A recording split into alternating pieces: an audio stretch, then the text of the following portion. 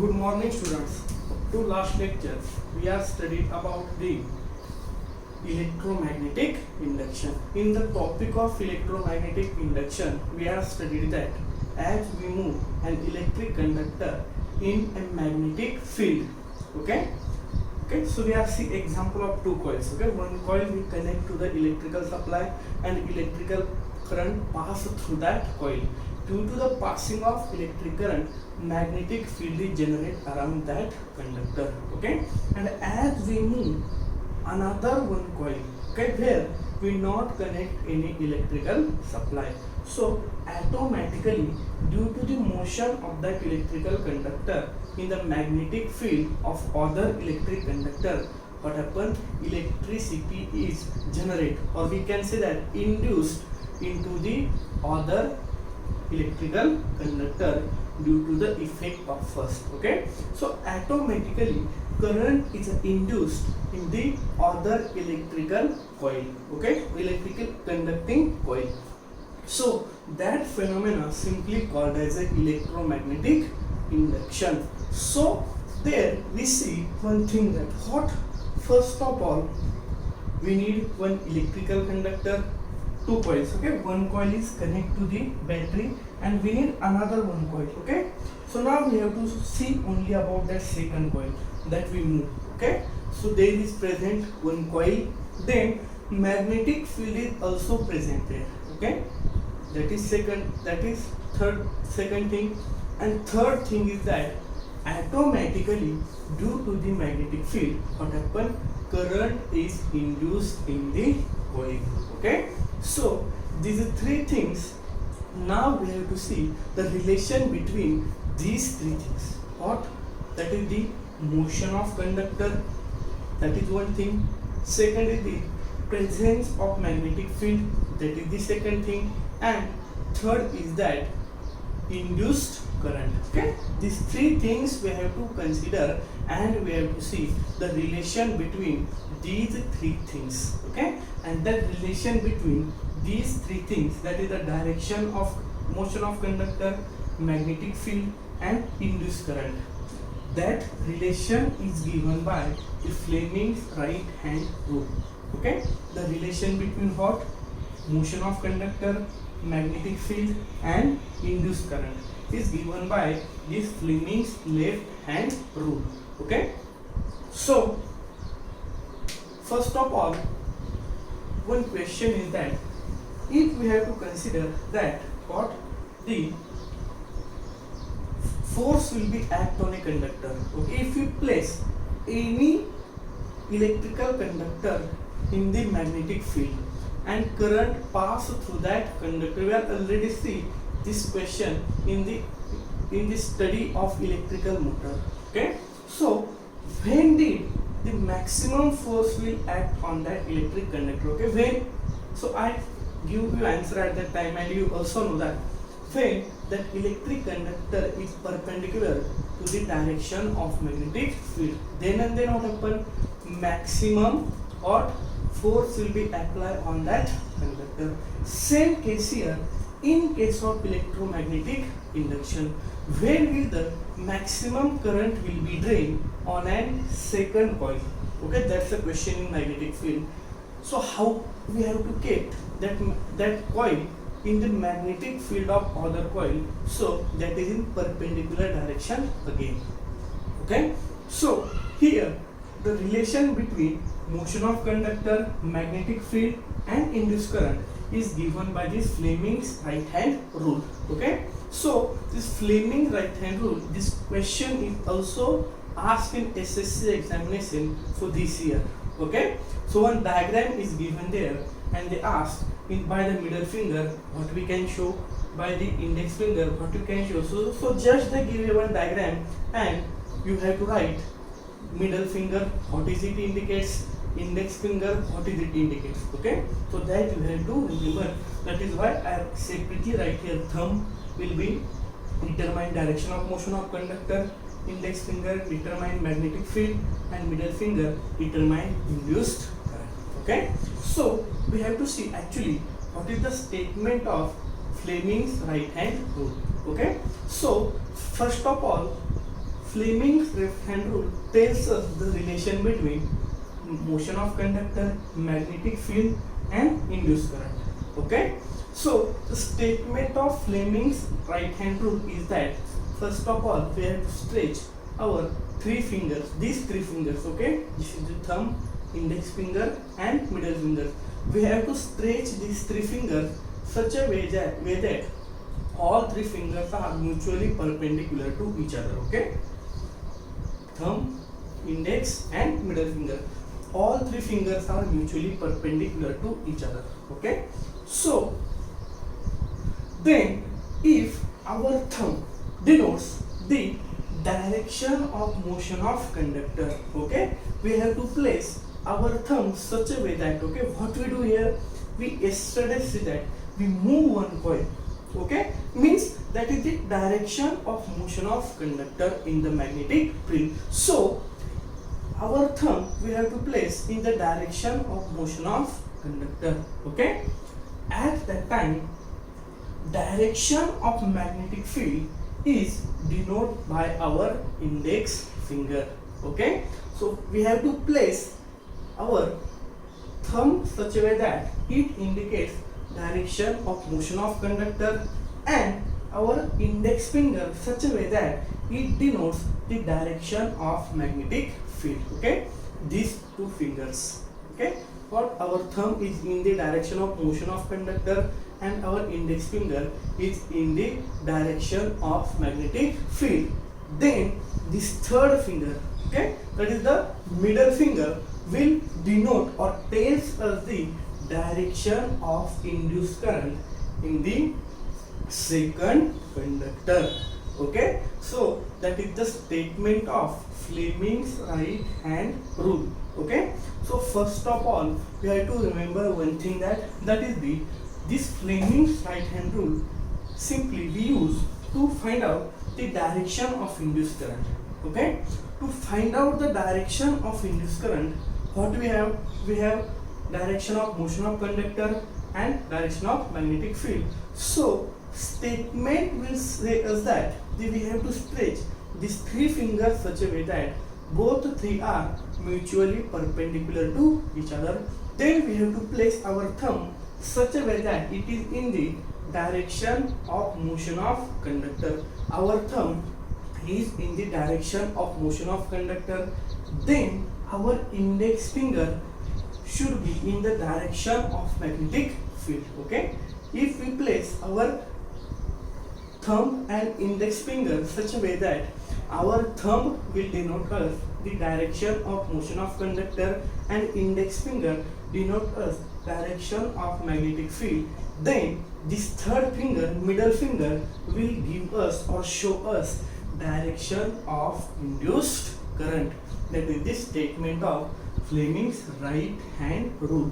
Okay, this year this question is asked in SSC final examination. Okay, so just you have to remember here such a way that thumb we have to place in the direction of motion of conductor, then index finger will show us the magnetic field direction, then the middle finger will show us the induced current direction. Okay, if we stretch this thumb, index finger and middle finger such a way that both three are mutually perpendicular to each other, then if we place our thumb in the direction of motion of conductor and index finger in the direction of magnetic field, then ultimately this middle finger will give us the direction of induced current in the second coil. Okay, so this law is based on the concept of electromagnetic induction, and the study of electromagnetic induction we carried out in the last two lectures. Okay, simply electromagnetic induction is what? Automatically current induced in the second coil due to the current passed through first coil. Okay, due to the passing of current through first coil, what happen? Magnetic field generate around this first conductor through which current is carrying. Okay, so and if we move this second coil in the magnetic field of a first coil, okay, so ultimately due to the motion of that conductor in the magnetic field of first coil, what happen, current is generated in the second coil. This phenomenon is called as electromagnetic induction, and this rule, Fleming's right hand rule, gives us relation between these three things, that is the direction of motion of conductor, magnetic field direction, and induced current direction. It gives us the direction of all these three. Okay, so we can find out direction of induced current, because there are actually we not connect any battery. If you connect battery to the first coil, then we can show the direction of current from positive to negative. But here in second coil actually we don't connect any battery, so we can find out direction of induced current in the second coil. Okay, so such a way that this Fleming's right hand rule gives us relation between these three things. You have to remember this diagram or this way.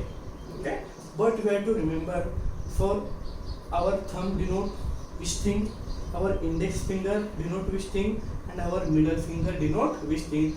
This thing is important here, because this law based on these three things, and our these three fingers will denote us three different, we can say that, things. Okay, so for thumb we have to show direction of motion of conductor, index finger show the direction of magnetic field, then ultimately this remaining middle finger will denote us the direction of induced current in the second conductor. Okay, so this law is called as a Fleming's right hand rule. Okay, so next topic we have to see, that is alternating current and direct current. Alternating current, that is AC current, and direct current is also called as a DC current. Okay, alternate current and direct current, AC and DC. Okay, so up to now we have seen such a diagrams up to 9th and 10th standard. Okay, here we connect one battery or cell. Okay, this is a combination of cells, so we call it battery. Okay, so here we connect it battery. It has two terminal, one positive and one negative terminal. So these two terminals are fixed. Okay, and we know electric current flow from positive terminal to negative terminal. That is the conventional direction of showing electric current. Okay, so here what happened, direction of current is fixed. Okay, and we have to use here one battery. Okay, actually this battery is DC source, direct current source. Okay, so we are connect here one DC battery. So what happened in here, that is the its direction of current is always constant here from positive to negative terminal. Okay, now second diagram, same diagram is there, but one small change is there. Okay, here we connect one AC current. Okay, one AC current. So here this is the, we can say, sign of sinusoidal wave. Okay, which sign? Sinusoidal wave are generally used in the electrical circuit to show the connection of electric supply is AC. AC means alternating current. Okay, so there are two types of current, direct current and alternating current. Now here if you see the change in the direction of current in both diagrams, here it flow only one direction, positive to negative terminal, and here in the second diagram we have to see that what, that is the direction of current may be two. Okay, this way and this way.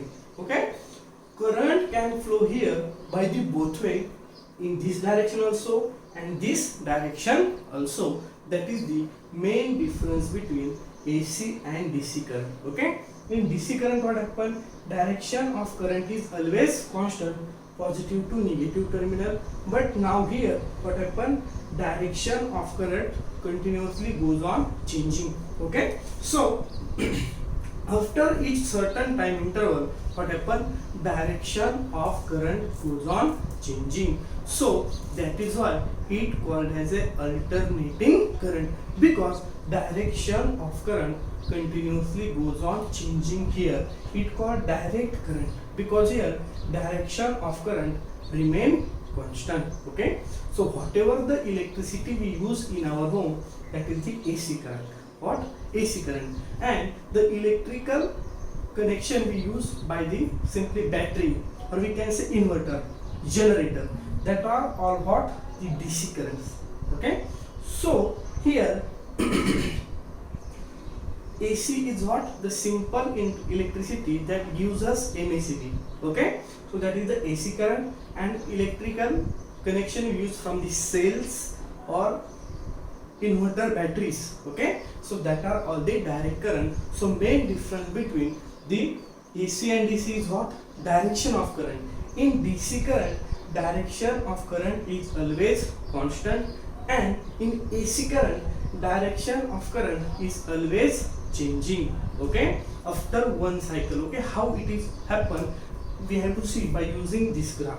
Okay, so here this straight line shows us DC current. Okay, this straight line shows us DC current, and this sinusoidal wave shows us AC current.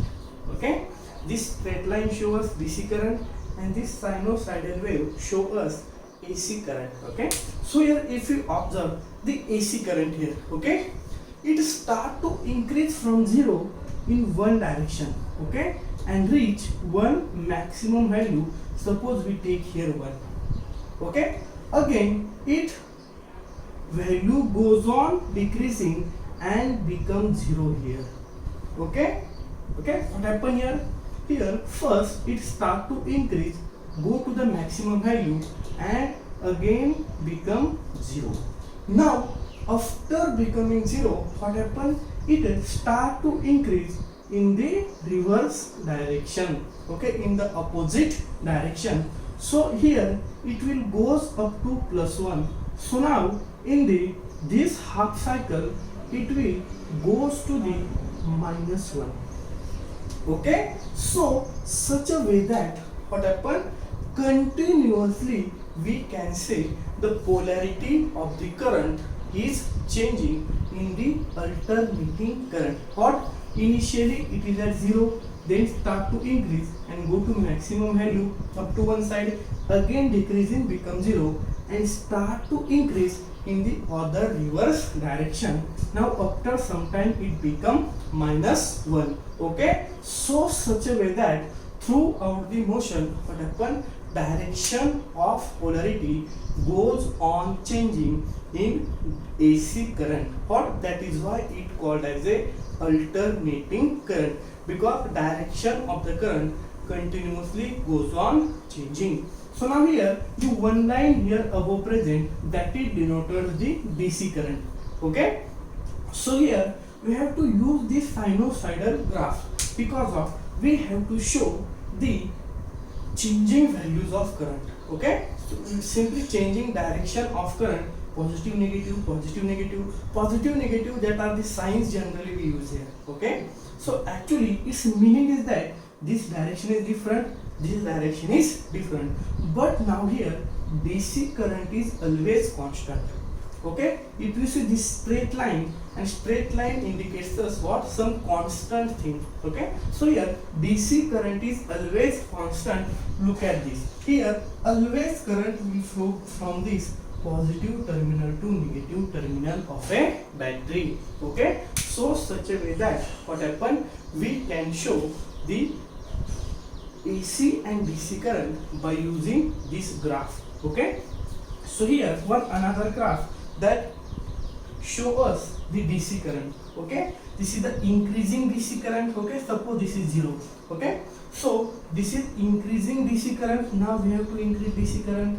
Its direction is same, it increase in this direction only, direction does not get changed. Here constant DC, and here decreasing DC. Okay, so such a way that by using graphical way we can show alternating current and direct current. Okay, so you have to simply understand the basic difference between AC current and DC current, and that is the AC current is not alternating. Alternating means what? Its direction continuously goes on changing. Okay, and direct current, what? Its direction is fixed. Okay, its direction does not go changes. So here in AC current, one cycle is completed in 1/50, that is the 0.02 second. Means each 0.02 seconds, what happen? Direction of current goes on continuously changing in AC current. Okay,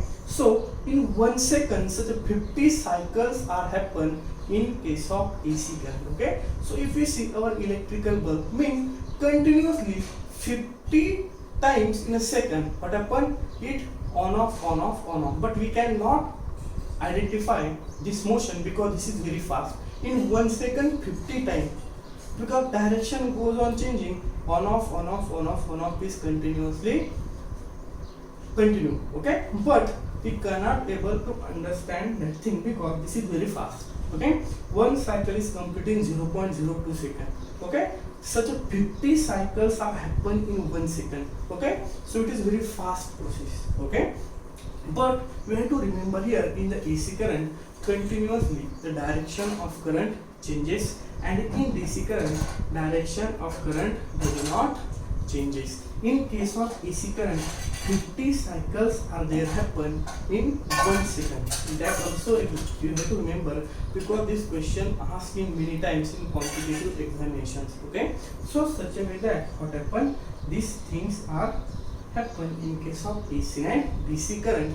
AC is alternating. Alternate means what? Its polarity is continuously goes on changing. Its direction continuously goes on changing. And direct current means what? Its direction is always constant. It flow in the one direction. Okay.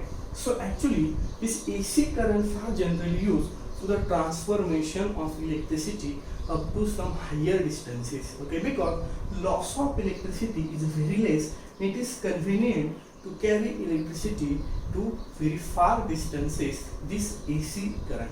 Okay, this DC had lot of complications and it is very expensive. It is not possible to carry this DC current up to large distances. So generally, whatever the electricity we use in our home, that is the AC electricity, because it is very easy to transfer up to some higher distances. Okay, that is about AC and DC current. The last topic of this chapter is remaining, that is the generator. Okay, electrical generator, that will be seen in tomorrow's lecture. Thank you.